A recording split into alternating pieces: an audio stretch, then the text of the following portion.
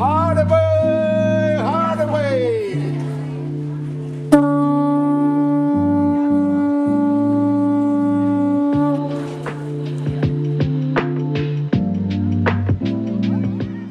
Le Festival de l'eau à Bora Bora, c'est une journée qu'on a innovée, qui fait suite d'ailleurs à la Journée mondiale de l'eau, qui a eu lieu il y a à peu près un mois.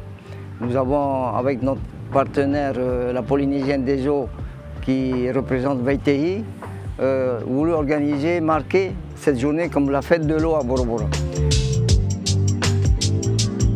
L'objectif étant d'apporter une sensibilisation à la population et puis aux plus jeunes aussi, parce que la jeunesse, c'est l'avenir de l'île.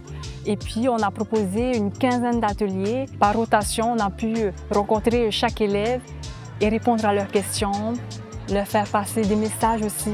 On a eu un atelier sur les éco-gestes pour apprendre à économiser, à préserver cette ressource en eau qui est précieuse ici à Bora Bora, parce que c'est vrai qu'ici, la ressource en eau, elle est rare. Avec le développement, l'augmentation de la population, il ne faut pas oublier, il y a 30 ans, on n'était que 3500 habitants. Aujourd'hui, on est près de 11 000.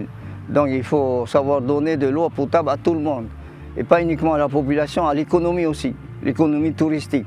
Les hôtels aussi ont besoin d'eau, les restaurants, toutes les activités touristiques. Bora Bora, c'est la seule île en Polynésie française à combiner 18 forages. Les deux usines d'osmose inverse, on arrive à produire 3700 m3 d'eau par jour.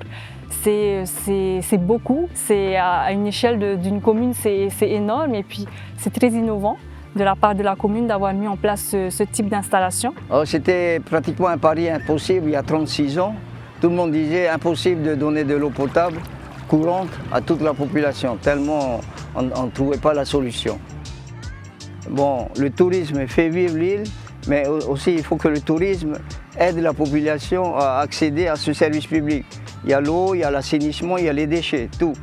Donc il y a une péréquation, c'est-à-dire que la population paye l'eau, c'est le principe qu'on ne peut pas éviter, c'est l'égalité de tout le monde devant ce service public, mais à un prix abordable.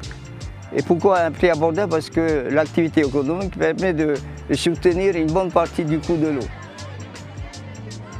VTI, c'est une histoire, hein, parce que VTI, c'est d'ailleurs moi qui ai proposé ce nom à la société VTI.